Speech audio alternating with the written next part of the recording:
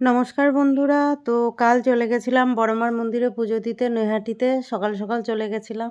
তারপরে দেখো এখানে মন্দিরে পৌঁছে গেছি অবশেষে। যেহেতু আমি প্রথম এসেছি তাই এই চারদিকটা দেখছিলাম। আর এই সাইডটা দিয়ে ঢুকতে হয়। আর এখানে একটা বড়মার ঠাকুর লাগিয়ে রেখেছে, ফটো করে বেশ সুন্দর দেখতে লাগিয়ে রেখেছে। তারপরে এই দিক দিয়ে ঢুকতে হয়।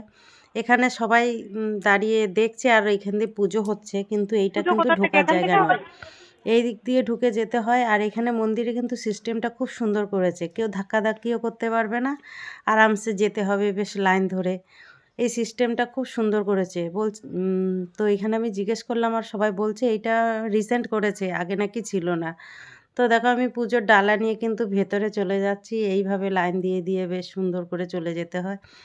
আর বড় মায়ের মন্দিরে পুজো দিতে গিয়ে আমার এত ভালো লাগলো কি বলবো। মনে হচ্ছে যেন মা ডাকলে আবার যাব। আর সত্যি কথা বলতে ভগবান না ডাকলে কিন্তু যাওয়া যায় না। তো দেখো এখানে সবাই পুজো দিচ্ছে আর এই সিস্টেমটা খুব ভালো লাগলো। মানে কারো সাথে কেউ ধাক্কাধাক্কিও করছে না, আরামসে পুজো হচ্ছে। আর তুমি খুব ভালোভাবে পুজো দিতে পারবে। তো দেখো এখানে মায়ের ফটোটা দেখো, খুব সুন্দর লেগেছে। তো আমারও পুজো হয়ে গেছে এখানে। তারপরে আমি পুজো দেওয়ার পরে বাইরে চলে এসেছি। ওইখানে দাঁড়িয়ে থাকতে দিচ্ছে না, আর পুজো দেওয়ার পরে দাঁড়িয়ে থাকলে তো ভিড় হয়ে যাবে।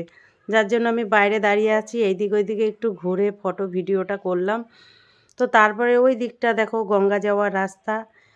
মায়ের মন্দিরের পাশে আবার ছোট্ট একটা মন্দির আছে, দেখো এখানে সেই ঠাকুর আছে।